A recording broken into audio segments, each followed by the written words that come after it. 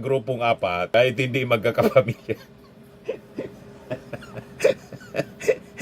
Kahit magbabarkada na lang mga kababayan, apatan niya kami. Magkaano-ano na niya kayo, magkakapatidan niya kami, pero magbabarkada. Okay na yon, Sunday lang naman po. Kahit yung barkada po, ang trato, family, kaya wala man, hindi man kailangan ng ID para magpakilala. Basta't clean name po na kaming apat, sabay-sabay kaming sasakay, o isa na lang yung babayaran. Ayos na ayos po.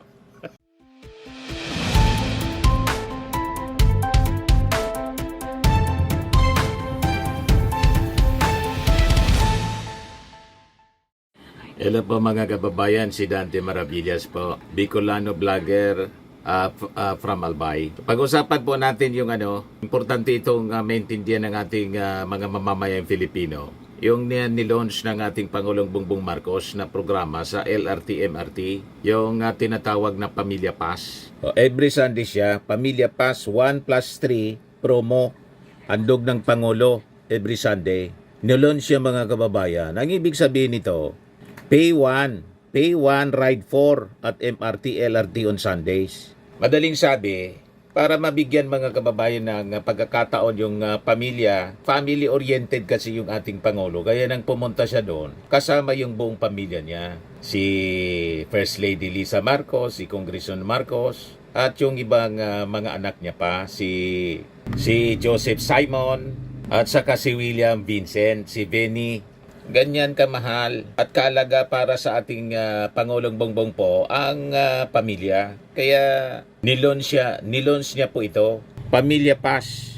Yan The President led the launching of the Pamilya Pass 1+3 promo across Metro Manila, across Metro Rail Transit 3 or MRT 3 and LRT 1, 2 and 2. Aims to alleviate financial burden of transportation sa mga pamilya po. Kaya kung apat kayo na magta-travel, gagamit kayo ng MRT, LRT, isa lang yung babayaran. O di ba napakagandang Pag Sunday, kasi pag Sunday mga kababayan, ito yung family day na yung mga pamilya, mamamasyal, magsisini, magsisimba. Makatipid sila mga kababayan pag gumamit ng MRT, LRT. At gustong mabawasan ng ating Pangulo ang gastusin ng pamilya pag nagta-travel po sila tulad ng pagsimba. Di ba napakaganda programa? Kaya sabi ng ating Pangulo, for Filipino culture niya kasi, every Sunday is a family day. This is an opportunity to give our fellow citizens time to appreciate Sundays. Sabi ng ating Pangulo, we know the struggles of commuters. We often hear that they lack time for their families. That's why we are giving them the chance to be with their families through the Pamilya Pass 1+3 promo. Diba napakaganda mga kababayan? So sa ilalim ng programa, the Department of Transportation, DOTR said, the Metro Manila rail lines will offer free rides for up to 3 family members, including parents, children, grandparents, and grandchildren, siblings, as well as uncles and aunts, or guardians with dependents. So sabi po ni Secretary Dizon, wala niyang age limit dito and no need to present any identification or proof of relationship to any family member with availing the promo. Ano ba yan Ano ba yan? Basta't maggrupong apat, kahit hindi magkakapamilya. Kahit magbabarkada na lang mga kababayan, apatan niya kami. Magkaano-ano na niya kayo, magkakapatidan niya kami, pero magbabarkada. Okay na yon, Sunday lang naman po. Kahit yung barkada po, ang trato, family, kaya wala man, hindi man kailangan ng ID para magpakilala. Basta't clean name po na kaming apat, sabay-sabay kaming sasakay, o isa na lang yung babayaran. Ayos na ayos po. Sigurado yun po ang mangyayari kasi hindi man kailangan yung identification. Yan No need to present any identification or proof of relationship to any family member when availing the promo. Kaya sabi ni Dizon kasi, tama yung ating paliwanag, it's 1 plus 3. Even friends can avail. It's called family because Sundays are usually for families, but it's 1 plus 3. Kahit nagbabarkada, basta 1 plus 3, isa lang yung babayaran. When asked if the government will lose revenue from the said initiative, sabi po ni Dizon, this is a form anya of help to commuters. Walang problema kung malugi yung gobyerno. Gobyerno man yan. Di ba? Yung gobyerno naman po. Sige man ang koleksyon ng taxes. So, importante ito mga kababayan para mabawasan, at least on Sunday, yung burden ng ating mga mamamayan. Kahit magbabarkada, hindi pamilya. Pero pamilya pas ang tawag. So the government runs the MRT, LRT2. So we will lose little revenue, but it is a form of help. Like what the president said, tulong to sa pamilya. O di ba? I-viral po ninyo itong ating video para ma-promote, malaman lalo yung mga Marcos supporters, mga Marcos loyalists, malaman ng ating mga mamamayan sa buong mundo. Pag umuwi sila, mga OFW, pwede nilang i-avail itong Pamilya Pass. Importante na ang mga initiatives ng ating gobyerno, nalalaman ng ating mga mamamayan. Kasi ang nangyayari po, ang ganda ng mga ginagawa ng ating Pangulo, natatakpan po ng fake news ng mga DDS, yung mga controversy, yung mga kwento tungkol kay Sara na wala mang kakwinta-kwinta. Kaya lang, siyempre dapat ibalita kasi interesado yung mga tao sa mga walang kakwinta-kwintang bagay. Di ba? Yung mga pagmumura ng mga Duterte, interesado sila. Yan ang natura ng tao eh. Kung ano yung chismis, mga controversy. Hindi din natin maiwasan na magkwento ng mga ganoon. Pero ang intensyon natin, itama yung mga mali. Di ba? Pag dapat mangibabaw yung mga fake news. Kaya yung ating pakiusap sa mga Marcos supporters, 31 million Marcos supporters. Pag ganitong mga magagandang balita po, i-viral ninyo. Share lang ng share sa mga kababayan natin, mga kaibigan po ninyo. Yung ating Pangulo para sa pamilya.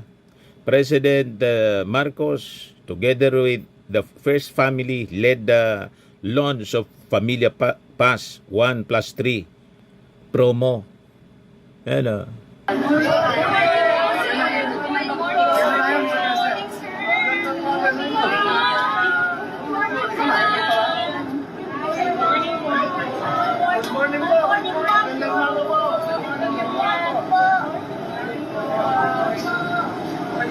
time po, pwede isama yung mga pamilya ninyo. Libre na. Libre na. Isang bayad, apat ang tao. Presidente mismo po ang nagpo-promote. Good morning. Di ba? Sabi ni Molina Daniel, mga DDS, iyak na naman. Iyakan na naman sila. Never nilang naisip ang ganyan, mga kababayan na uri ng pagtulong sa ating mga mamamayan. Sabi ni Adelaida Besas Dilamide, gusto ng Pangulo ang buong pamilya at nagmamahalan, hindi yung bastos at puro mura ang alam.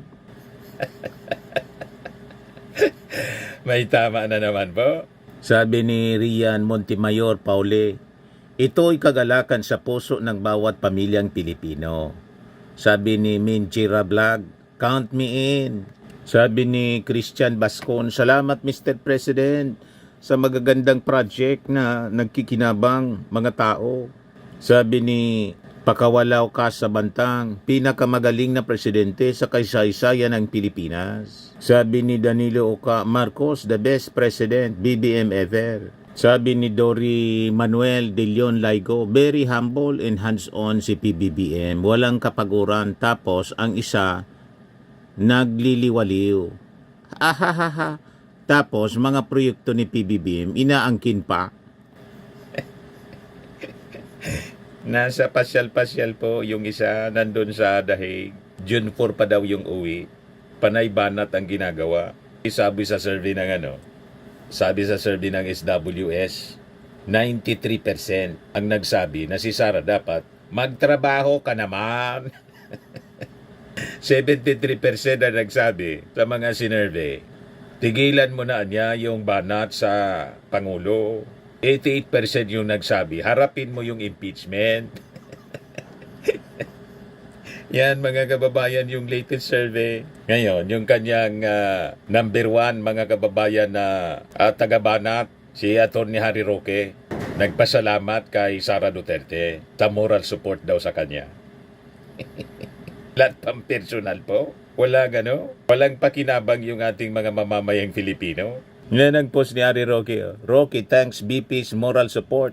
Says political persecution is a test of principle. Malinaw na pagsubok ito sa naninindigan, ngunit hindi ako uurong. Napakayabang. Hindi daw uurong, nasa dahig. Ayaw umuwi dito. Umuwi ka na rito kung totoong sinasabi mong hindi ka uurong. Matagal ka nang umurong, tumakas ka pa nga, kaya puganti ka ngayon. Iniintay ka na ni General Torre.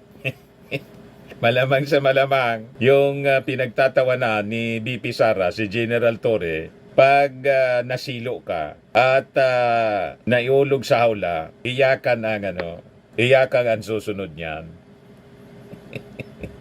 Ngayon, tawa kayo ng tawa. Nasa tingin natin yung tawa ninyo, pang-cover sa pains.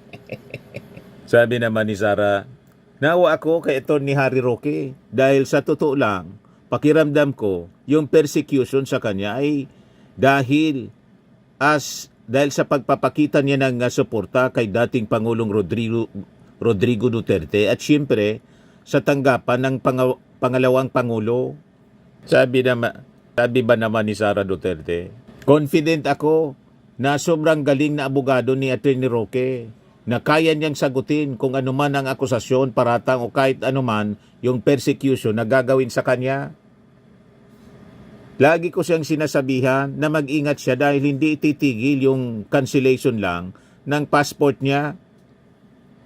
Hindi tayo nagugulat na may case na final kay dating presidential spokesperson Atty. Harry Roque dahil isa talaga siya sa malakas ang boses at malakas ang loob na nagsasabi kung anong mali sa administrasyon ngayon. Lahat baliktad yung sinasabi ninyo. Kung confident si Harry Roque, hindi sana siya tumakas. Yung arrest order pa lang sana, nang isubpena siya ng Congress, hinarap na niya sana. Tumakas siya Lalo itong non-bailable offense. Qualified human trafficking. Kaya ayon, ayaw mang umuwi mga kababayan. Iniintay pa na matulad siya kay Arnie Teves. Napifeel na ni Harry Roque, pero todo kantsaw pa rin siya mga kababayan at todo yabang. Tarayan niya ninyo, naisunod ninyo ako tulad ng ginawa ninyong pagkidnap kay Arnie Teves.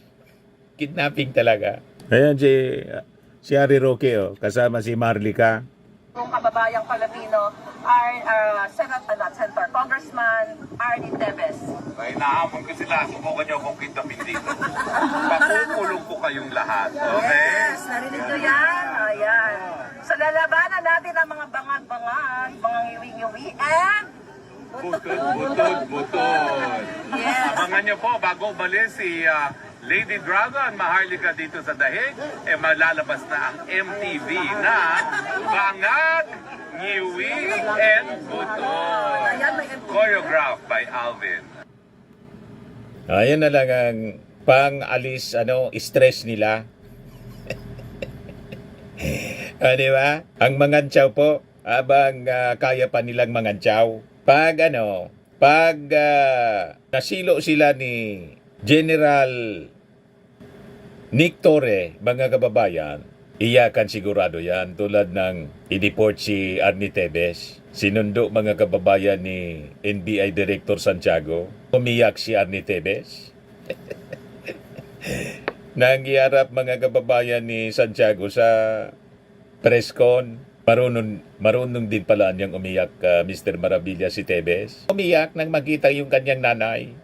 Yan mga kababayan, no, si Arnie Tebes. Umiyak. Niyakap yung kanyang nanay. Oh. Kita ko na, naakap ko na yung anak ko. And yeah, I would also like to thank the people who have been supporting us with their prayers. Thank you. Yun din ang mangyayari dito sa walang tigil na nangangantsaw na si Harry Roque. Ganon din po ang mangyayari kay Sara Duterte, kay Bato, kay Bongo. Kasi po, ang kayabangan, wala nga tungang mabuti ang mayabang. Yan ang natura po. Ito pala yung statement ni Sara.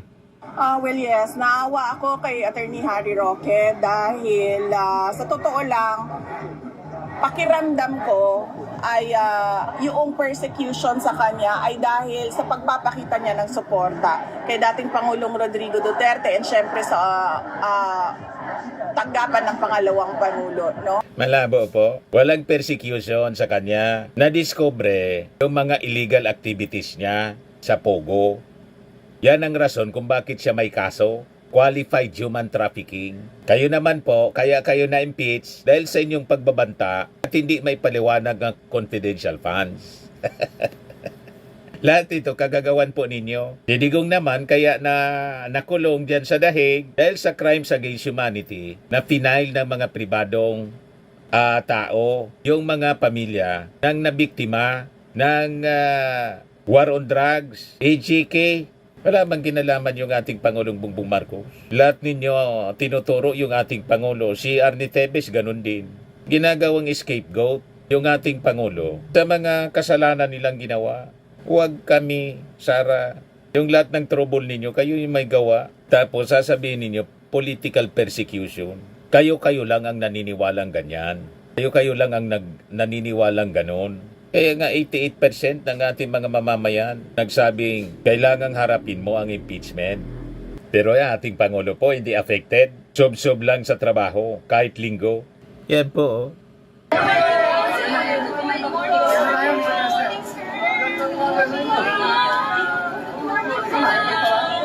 Pamilya Paz. Good morning po. Magandang umaga po.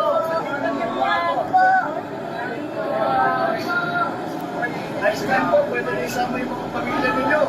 Di ba? 1+3. Isang bayad. Apat ang tao. Mr. President, hello po. Hello, magandang umaga po. Thank you. Good morning. Mr. President. Dito tayo. Yan. Kaya iyakan na naman kayo niyan, mga DDS. Sabihin ninyo, gimmick man lang. Sabihin na ninyo ang gusto ninyong sabihin. Ang importante, yung pakinabang ng ating mga mamamayang Filipino. Di ba pa? At itong ating programa mga kababayan, atid sa inyo nitong ating mga sponsors. Fairmax Firming and Lifting Cream. Pinapay po sa mga pulses in affected area. Mainam po ito sa mga pains at paninigas ng mga kaso-kasuan. Ito sa mukha naman yung application, anti-aging, Automax po siya. Ito ay Glow 60 mga kababayan. Whitening po siya. Made in South Korea. Ito naman po, Nengxia Red Mix Fruit Drink. Gawa po siya sa goji berry. May anti-cancer properties po siya. At sa mga nagana po ng malinis and spacious fitness gym, pumunta lang po kayo sa aming Colossal Fitness Gym. May Grab ka rental din po kami. At bills payment po sa aming office. At saka sa mga mahilig po sa mga imported bags, manood po kayo sa live selling ni Madam Aileen Rosales sa kanyang Aileen Closet po. Pati mga shoes, ito yung kanya po. Ito yung kanyang page. Kita ninyo, napakagandang mga online selling po siya. Si Madam Aileen Rosales. Cellphone number niya po, 773-798-7816. Ito naman po yung bago naming product na binibenta online. iGlow Serum Whitening po siya. Tingnan ninyo yung epekto sa aking anak na architect before and now. Yung mga inquiries po ninyo, dumiretso na lang kayo sa kanyang Facebook account, Riz Maravillas.